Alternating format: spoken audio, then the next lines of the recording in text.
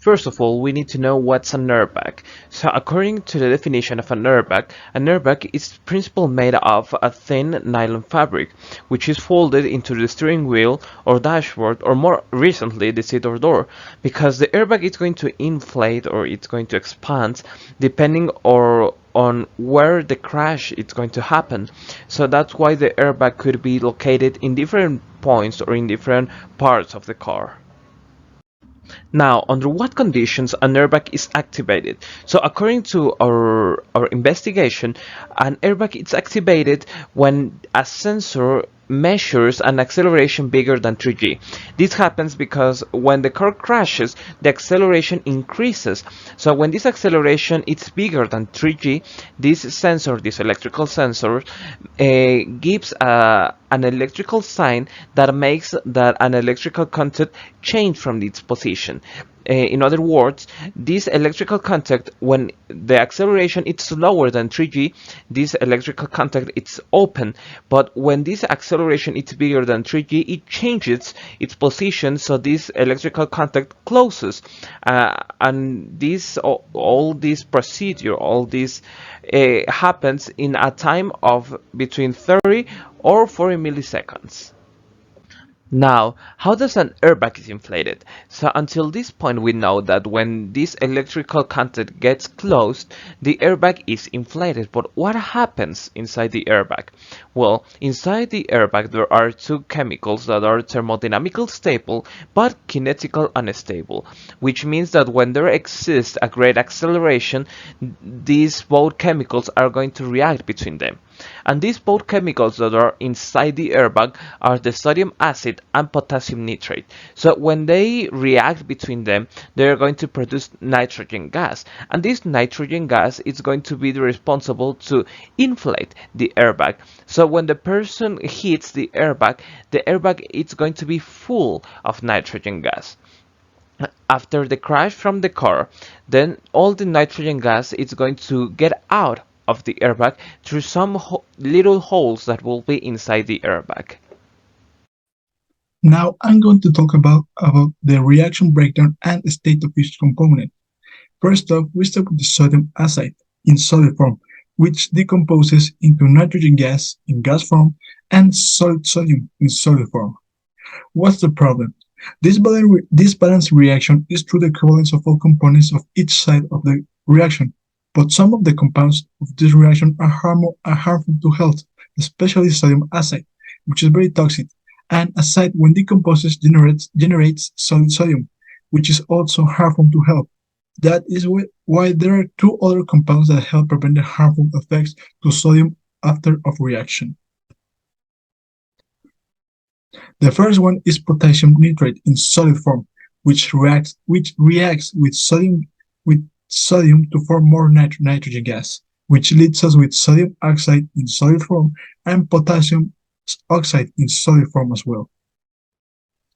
And the other one is silicon dioxide in solid form that reacts with potassium oxide and sodium oxide to form a solid silicate glass that is harmless and which is harmless, and with this that reaction is possible to eliminate the harmful effects on health. As you can see, here is the silicon dioxide. Now, there are three reactions. These three reactions have a very important hierarchical order. As you can see, the reactants of each step are dependent of the compounds resulting from previous steps.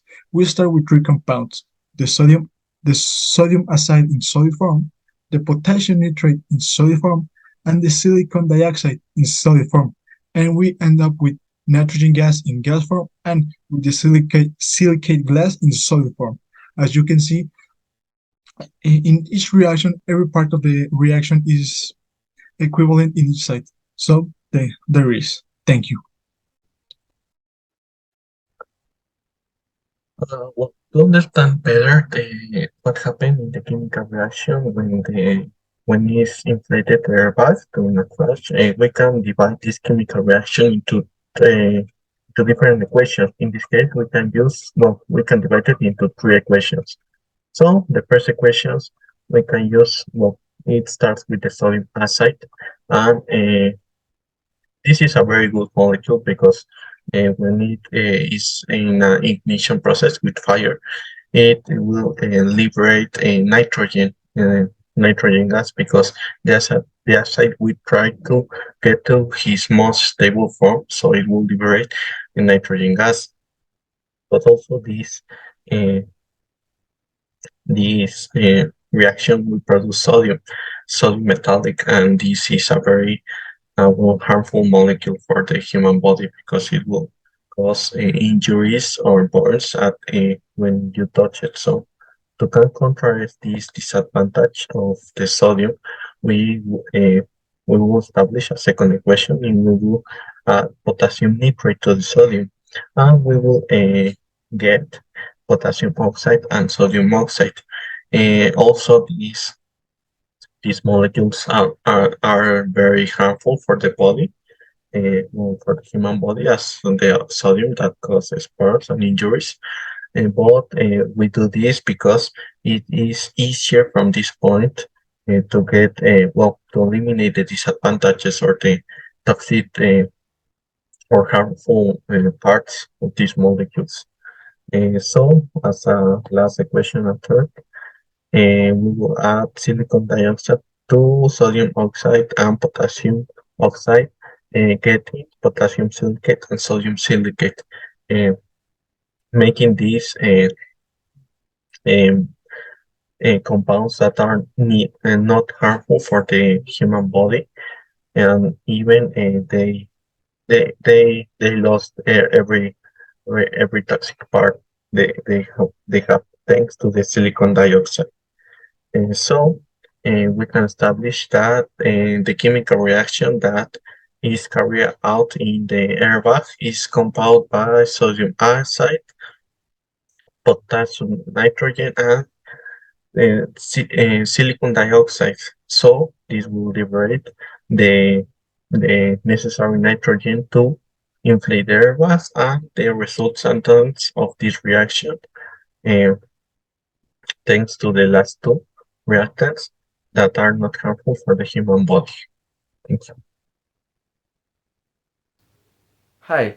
To calculate the mass of reactant needed to supply the airbag, we first need to write the information and formulas that we have.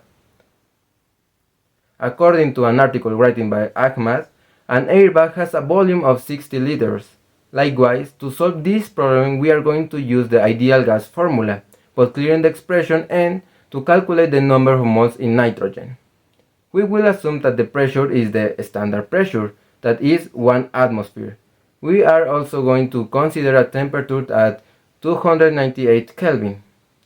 We use the ideal gas formula to obtain the number of moles, and it gives us a result that the nitrogen in this reaction has a total of 2.45 moles.